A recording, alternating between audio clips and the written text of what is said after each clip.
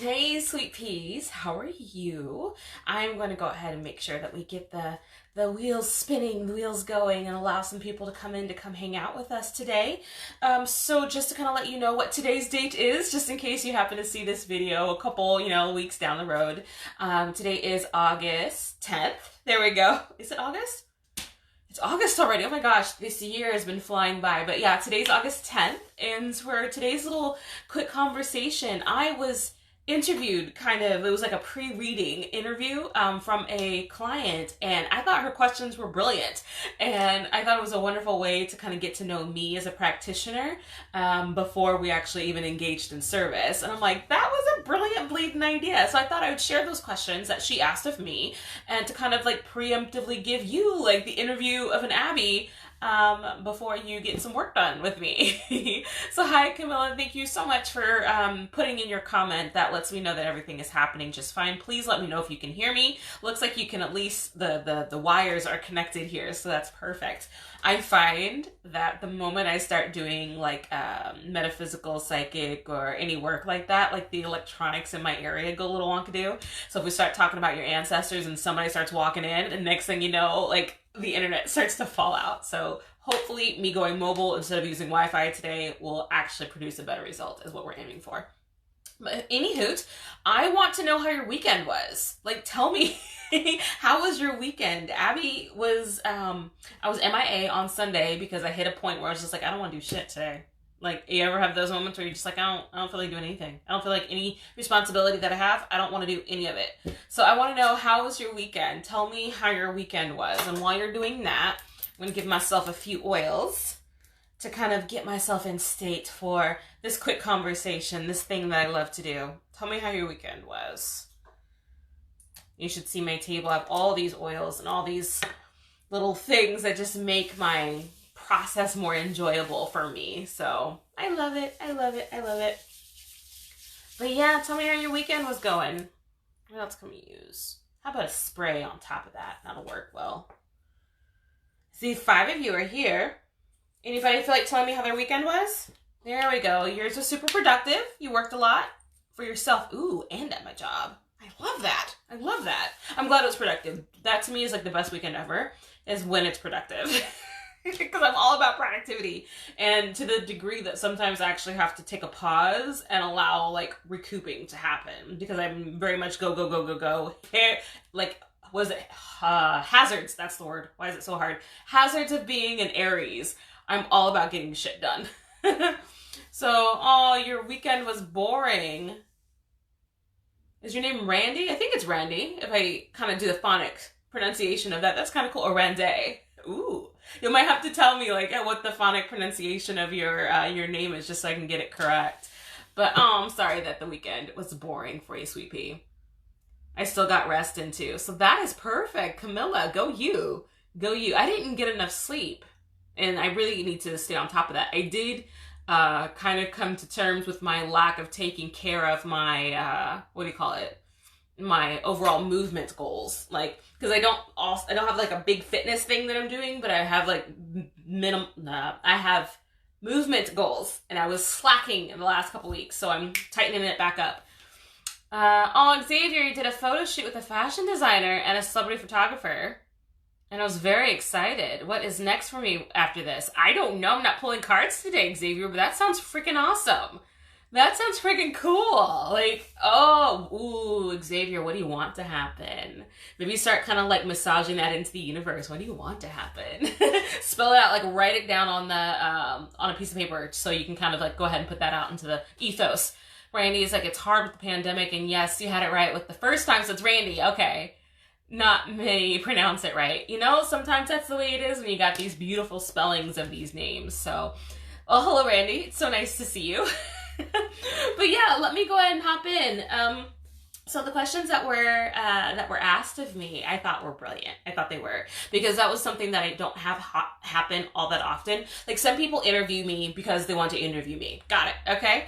But I've not had a client kind of do like a pre-interview just to kind of get to know me a little bit before we actually do our reading. And I thought that was amazing. Like, how often do we have these Like we make these arrangements, we settle the payment, we schedule the time, we come together. If you think about it, that's kind of like an intimate act. So why not have a conversation before we get into bed together? Why not? That I thought was brilliant.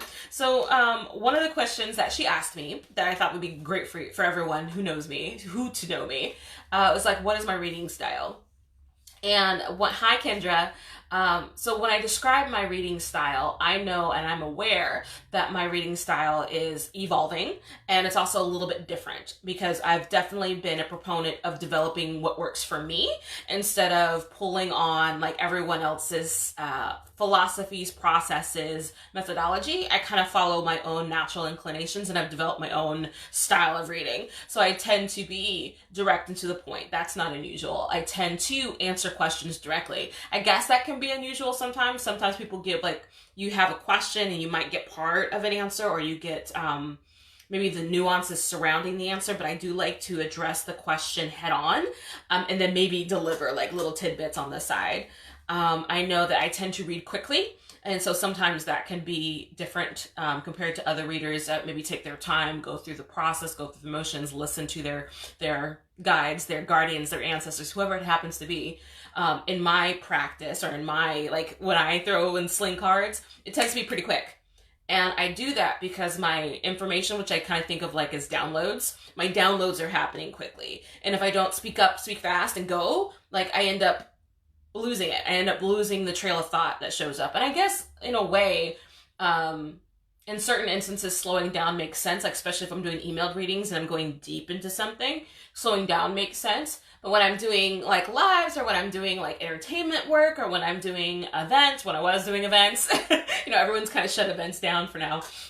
But when I was doing more like in-person events, quick was popular. It was really useful. It kind of turned me into like a card slinger, like what do you call like those cowboys who, like, I just see the holster and the gun on the arm, and they flip the gun out and 6-shooter or whatever it is.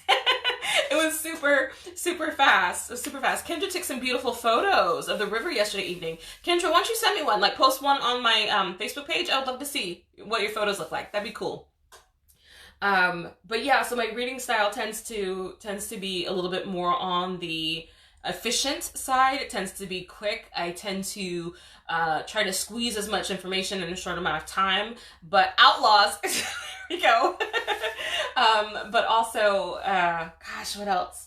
I like to speak directly to the question, but also offer maybe a little bit of life experience, a little bit of whatever memory just dropped into my mind that kind of pulls into the same thought that's going on there. A little bit of maybe advanced knowledge from a removed perspective. So it's just a lot of things. So my reading style's evolving. Another question that she asked me was, what was my religious beliefs?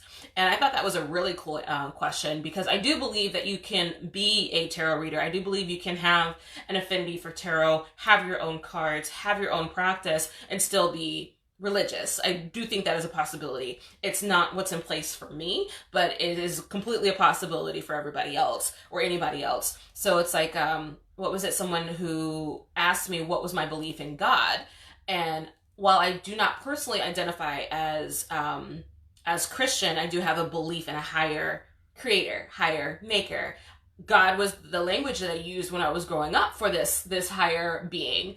Now my language kind of has evolved with my spiritual practice. So it's more of like, I think of it kind of like the universe, or I think of it as source energy, or I think of it like creator, just like term creation, creator. And so there's lots of words for it. And I always feel like, or I feel like it doesn't matter so much the label that we apply, but it's just that idea, that higher spiritual thing. My spiritual beliefs are a little bit more paganized. So I'm not identifying as like Wiccan. I'm not identifying as Norse pagan practice or what have you. Like, there's a million different labels. I don't really identify with a shit ton of labels. I don't mind labels. I understand what labels are. They're just means of quickly identifying something or categorizing something. So I don't find labels to be bad. I just, if you have to look at me and want to identify me right off the top, I would say pagan base, with a secondary element of like my practice is my own. Is kind of the best way to think of it. I pull in a lot of Egyptian mythology because I'm in love and infatuated with it. I do love nature-based belief structures and philosophy. I'm in love with the moon. I think the sun is amazing. I don't have like a whole lot of astrology in my background, which I find to be funny for a tarot reader. Like, I am the most astrological tarot reader you'll ever meet. Like, so many people are like, what's your sign? Don't care. I don't care. I don't care what your sign is. It doesn't help me at all. It doesn't help me at all. Like, the cards themselves often have astrological components to it. I'm trying to find one that is obvious. So what is this? The Moon Tarot card from the Muriel Tarot. Like, they're in here. Oh my gosh, that one had a penis on it. Let me not do that. Even some of these have like different little components to it that, like, yeah, having a background or having an interest or having an in-depth knowledge about astrology would be amazing for me. I just have zero interest in it. Every time I try to read it, every time I try to get involved and invested, I'm like, meh. So I just don't. I know where my lane is. I stay in my lane. But anywho, someone asked me, or she asked me what my ideal client was. And I thought that was a really good question, particularly with her. And so I just answered it honestly. And I'm going to answer it honestly again. So my ideal client is the client I feel best suited for. How about that? Is a client that is self-aware, who is looking for methods and processes to fix and heal themselves. So I find that clients that want to come to me for a quick fix are not attracted to me. They're not attracted to my working style. So if you happen to be a type of personality that is just looking for additional insight so that you can level up a little bit, so that you can shift a behavior pattern, so that you can understand the inner workings of something, that would be something that I'm well versed in. I tend to do really well with, yes, I do really well with the relationship readings, but not so much on the end of where's my love, but more of like, what can I do to best put myself in that place kind of thing.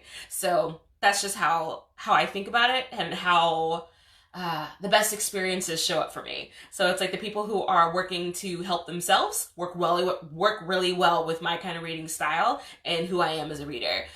People who are in crisis, they sometimes will show up for me, but I don't do crisis counseling. I don't do crisis work. So I often provide a resource to kind of like challenge them that way. Like, ooh, going this way. Going this way. Let me find you support over here. So I tend to be very practical, logic driven, and people who are also that way, that are looking for just information, work really well with me. I think totally open for change in that. Let's see. What do I read about? Because she did ask me specifically, what will I touch on? What will I touch on? What will I not touch on? So the topics that I am flat out, I do not go into, is your time of death, because I feel like that ruins the end of the story. Someone else's time of death, I'm not doing that one either. If you are asking about your ex-boyfriend's new girlfriend or stuff like that, that's kind of like a person's person. It's like, it's too far removed, and it can totally be a story. I'm a big fan of being nosy, but like, seriously, come on now. And also, I've noticed that my spirit team or whoever gives me the information, like, they will shut me off after a certain point. It's like, honey, stop that. So I feel like I get like scolded, and then it's like, okay, I can't see that far, or I don't want to see that far. It's probably actually more of what it is. I don't want to see that far. Because they have no correlation to us. And usually when you're looking into something like that, you're kind of being self-effacing, self-deprecating in a way, and hurting yourself in a little bit. And I don't want to participate in self-injury or wounding or neurotic behavior. So I just don't. Ooh, the other question I do not dive into, at least not publicly, and I may do privately only if I already know like the situation. And it's those are they cheating questions. I generally avoid those questions unless you're like having an in-person session with me and we've already laid out a framework of support, a framework of support and game plan and strategy and other things that are going on. And this just happens to be a side thing of like, looks like this person might be distracted by something else. I don't dig into that because that's the last thing I want to come back to see me is like, you say he was cheating and he not. And I'm like, okay, honey. Okay. And also we all have a different definition of what infidelity is and what it looks like to you. Since my definition may not necessarily be the same as your definition, I try to be very clear about either staying away from that question entirely or just be like, we're looking for this particular element. We're looking for this kind of thing. I don't want to start a fire that I'm not there to help manage. Does that make sense? Because if I tell you your husband's cheating on you and then you fly off to go hunt down your husband, I'm not there to help you manage that chaos. Now, if you have already gone through your divorce and you're sitting here in front of me and you want to know if he ever cheated, I might be able to work on that. But also I find that some questions are better suited for the person they're asking for to answer. So if you are with your partner and you're with your husband or your spouse or whoever it happens to be, and you're wanting to know if they still love you and you're asking me, do they still love me? I'm probably going to be like, that's a really great question for your spouse. Like that is something that the lines of intimacy need to be reopened. And so by asking me, you're kind of closing off that line of intimacy that you're looking for with your spouse. So I'd be like, let's turn you around and ask that question to them. You know, in a soft, sultry way. Like in your sexiest nighttime lingerie, ask your person that question. Ask it that way.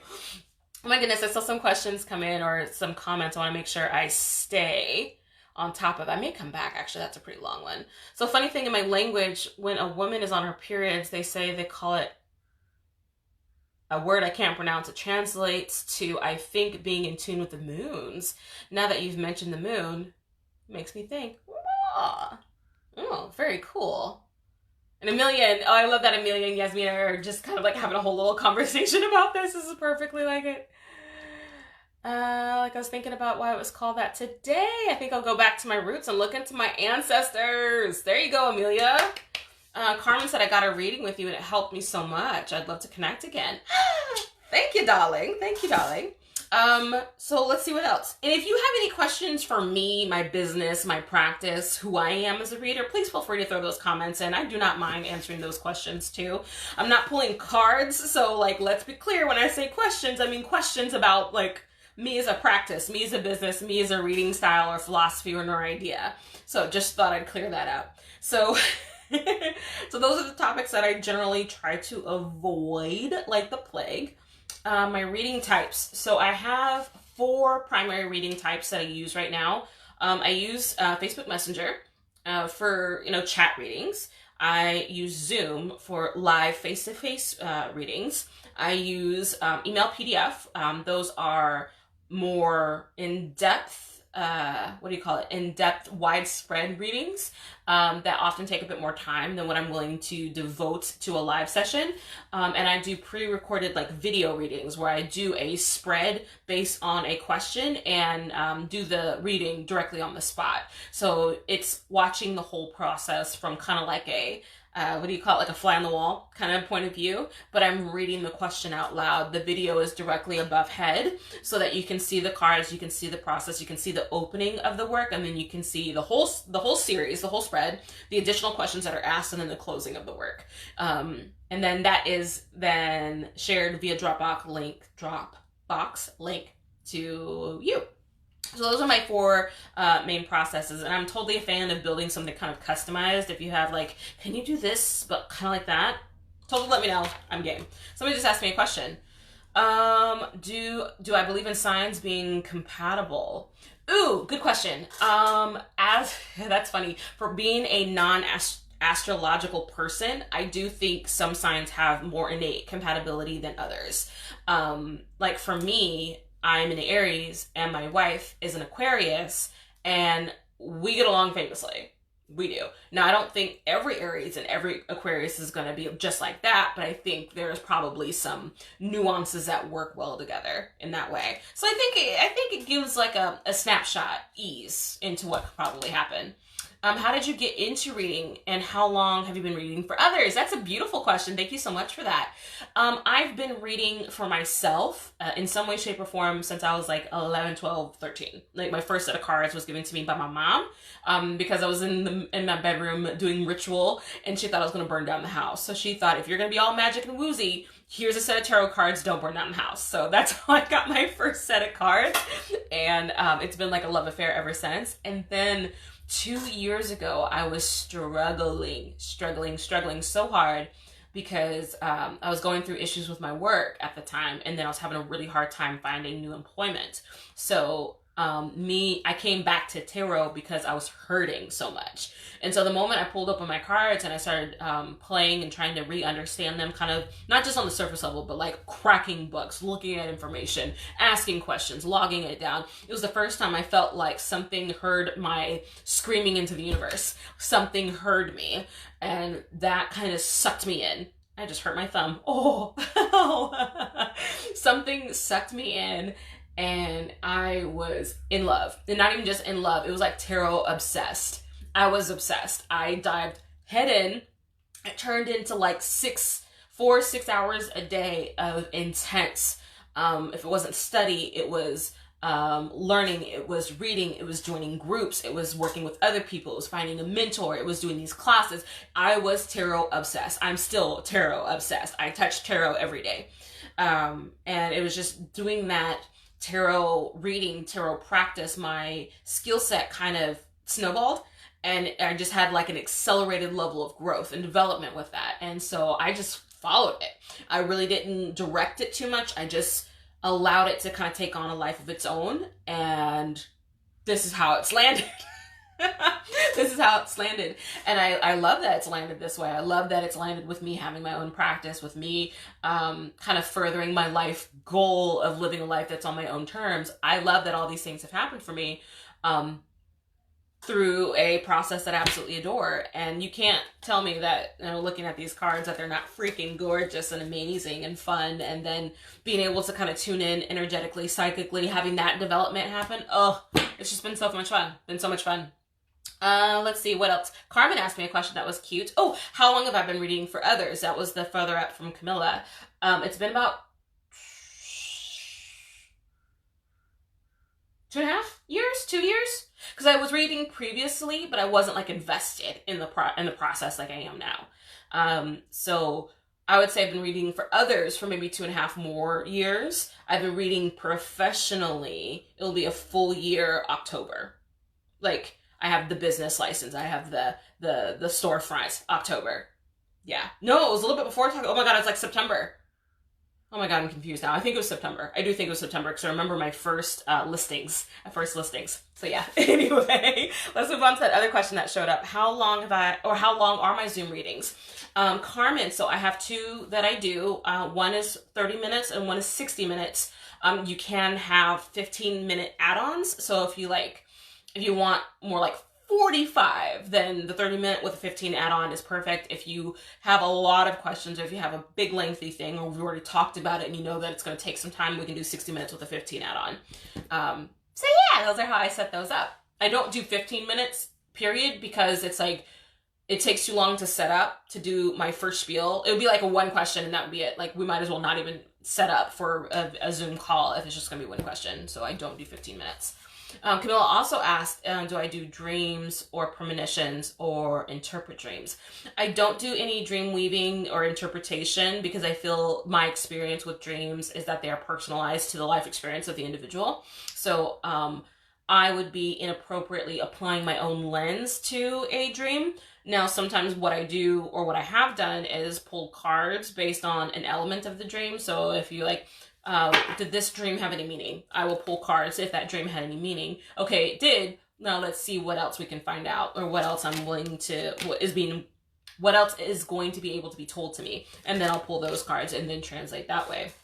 But just like, if you just gave me a dream written out and told me to interpret it, I'd just say that's a cool dream. I don't know. So Carmen was like, Aquarius gang. Maybe that's why you vibe with me. You know, Aquariuses do like me. They do.